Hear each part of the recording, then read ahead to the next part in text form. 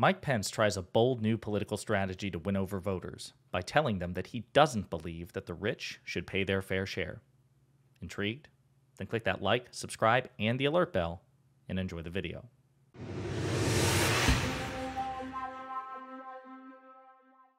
All right, folks, so I think it's fair to say that nobody on either side of the aisle expects Mike Pence to stand a chance against his former boss, Donald Trump, for the Republican primary in terms of the 2024 presidential election.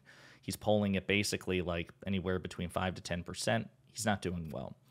He doesn't have the personality, the charisma, and the fact of the matter is, and we'll probably cover this in a later video, he still has generated strong feelings of resentment among the MAGA base for failing to support Donald Trump's coup on January 6th. That said, just when you think that Mike Pence couldn't go lower in terms of electoral politics, like coming up with, just a bad milquetoast approach to a party that simply has no room for that anymore. No sensible moderate, no sensible centrism. It's just like radical extremism within the GOP because it's an authoritarian cult of personality. Mike Pence has decided on a bold new strategy, which is to tell voters that he doesn't believe the rich should pay their fair share. And you need to hear the words coming from his mouth and see his reaction in real time because it's hilarious. So take it away, Mr. Vice President. I'm somebody that I don't really buy into the rich need to pay their fair share. I mean, when you look at the statistics of where we actually get funding for the government, the top 10% of earners in this.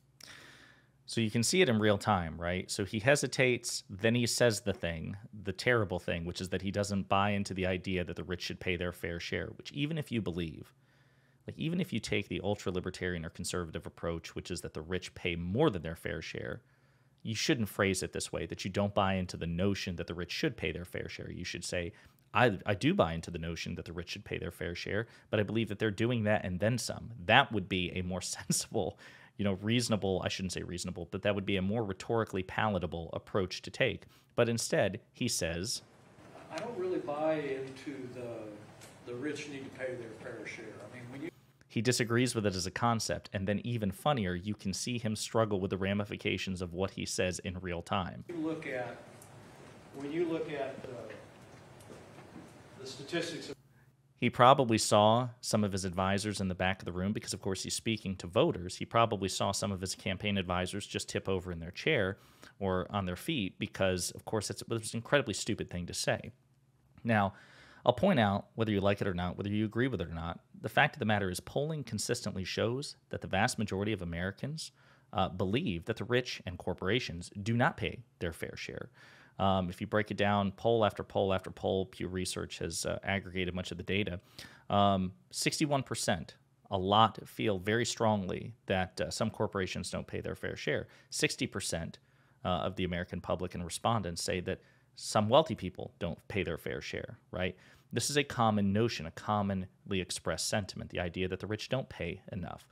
And also the fact of the matter is that the vast majority of Americans believe that the rich should pay more. So not only do they feel that the rich don't pay enough, they feel that the rich should be forced to pay more. And again, Politico, YouGov, Pew, Reuters, Ipsos, New York Times polls, these are constantly reaffirmed facts that the vast majority of Americans want the rich to pay more. So again, it's just a wildly unpopular thing to say if you're campaigning for the presidency.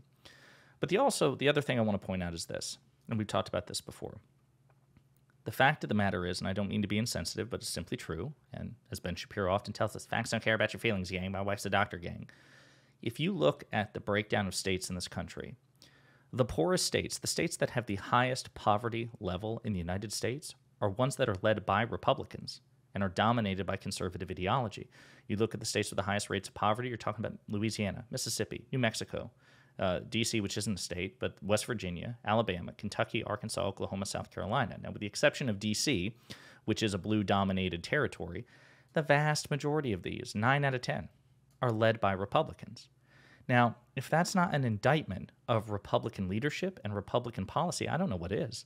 But that's not to say, again, that Democrats have everything on lock, but the fact of the matter is that if you're talking about financial success in terms of states and governance, that is correlated along with education and health and everything else with blue states, with Democratic governance, whereas poverty and lack of education and poor health. All these things are correlated with Republican governance. So I say this to people who are watching who may be conservative or maybe like some sort of moderate or centrist who have a mix of right and left-leaning views.